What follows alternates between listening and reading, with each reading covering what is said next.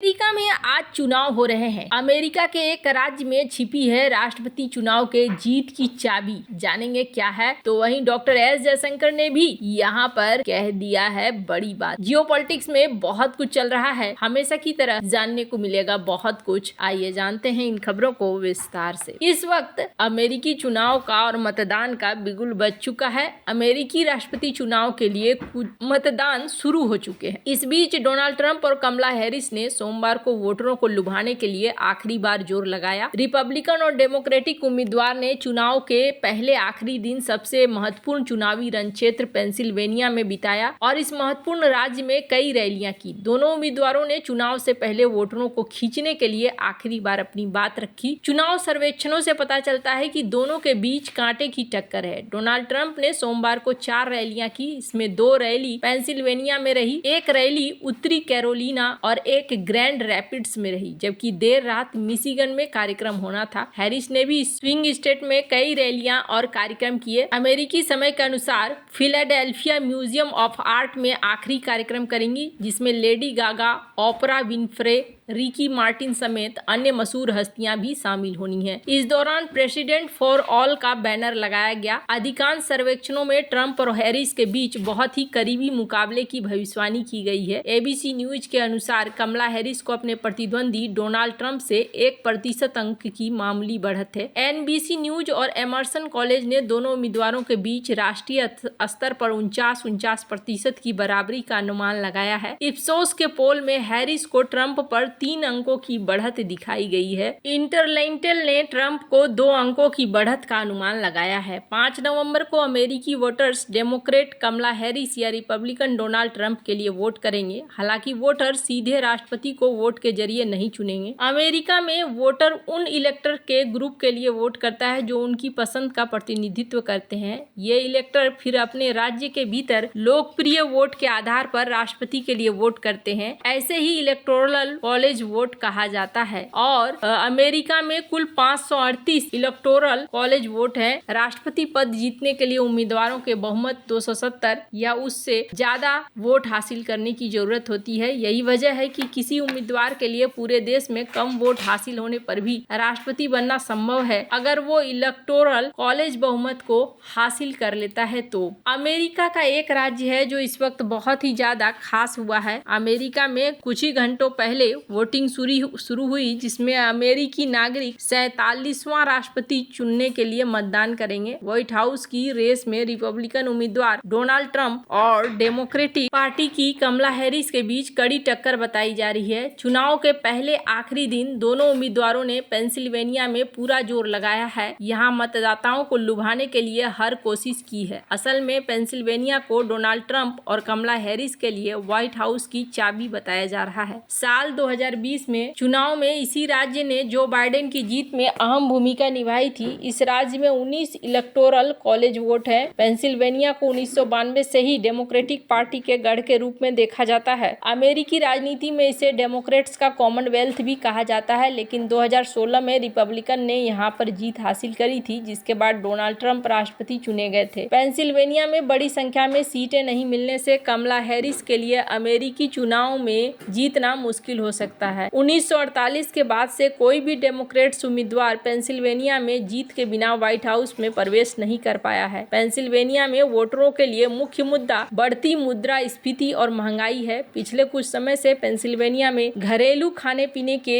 सामान की कीमतें तेजी से बढ़ रही है। पेंसिल्वेनिया में 6 लाख एशियाई अमेरिकी हैं, जिनमें सबसे बड़ा समूह भारतीय अमेरिकी है। डोनाल्ड ट्रंप और कमला हैरिस के चुनाव अभियान ने स्वीकार किया है कि उन्हें इस राज्य में सबसे कठिन चुनौती का सामना करना पड़ रहा है। पेंसिल्वेनिया को स्विंग स्टेट कहा जाता है। यहाँ 19 इलेक्टोरल कॉलेज वोट है, लेकिन ये पहले से ही आधा है। एक सदी पहले यहाँ पर 38 इलेक्टोरल वोट हुआ करते थे। अमेरिका के उत्तरी हिस्से में कई औद्योगिक राज्यों में लोगों ने पलायन कर दिया। पेंसिल्वेनिया उनमें से एक है। अमेरिकी चुनाव को जीतने में अब माना जा रहा है कि डोनाल्ड ट्रंप इस चुनाव को जीत सकते हैं, क्योंकि यहाँ पर काफी हद तक देखा जा रहा है एक पॉजिटिव माहौल बन रहा है। वैसे आपको बता दूं, सर्वे चाहे जो कुछ भी कहे, आखिरी नतीजा ही अंतिम नतीजा होता है, जिससे पता चलता है कि क्या चल रहा है क्या नहीं। दोनों ने एक दूसरे के ऊपर बड़ा ही आरोप लगाया है और सबसे बड़ी चीज है कि भारतीय और लैटिन मतदाताओं दोनों को ही आजमाने की कोशिश की गई है। दोनों के ऊपर दोनों ही पार्टियां यहाँ पर लगा रही हैं दाव। और इससे भी बड़ी बात यह है, भारतीय पहचान से खुद को ट्रंप भी जोड़ रहे हैं और कमला हैरिस भी जोड़ रही है। ये देखने को यहाँ पर मिल रहा है। इन सब के बीच में डॉक्टर एस जयशंकर ने यूएस को लेकर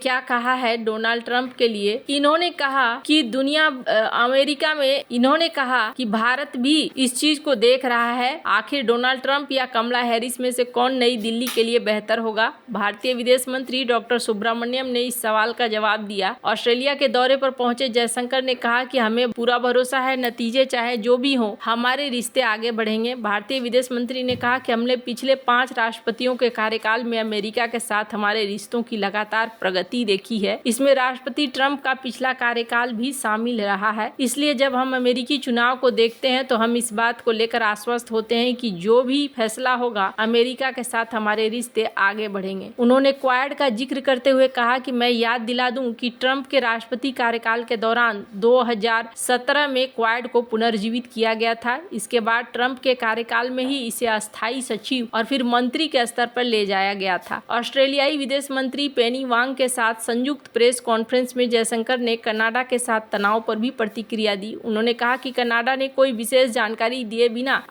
आरोप लगाने का पैटर्न विकसित कर लिया है। जयशंकर ने कहा कि कनाडा में चरमपंथी ताकतों को राजनीतिक जगह दी गई है। इसके साथ ही उन्होंने कनाडा के ब्रैम्पटन में हिंदू मंदिर पर हमलों की भी निंदा की और इसे चिंताजनक बताया है। जयशंकर ने जहां यहां साफ साफ रुख अपनाया है, तो वहीं माना जा रहा है कि अगर डोनाल्ड ट्रंप आएंगे तो 2 चीजें होंगी। एक तो ये जो बांग्लादेश वाली स्थिति है ना, बांग्लादेश वाली स्थिति ये शायद सुधर जाए। बांग्लादेश में बहुत सारी चीजें जो चल रही हैं वो यहाँ पर काफी हद तक कंट्रोल होने की संभावना बताई जा रही है। वैसे स्क्रीन पर देख सकते हैं आप इस वीडियो को, जिसमें इन्होंने इन सारी बातों को कहा है। We have actually seen steady progress in our relationship with the US over the last 5 presidencies, including an earlier Trump presidency.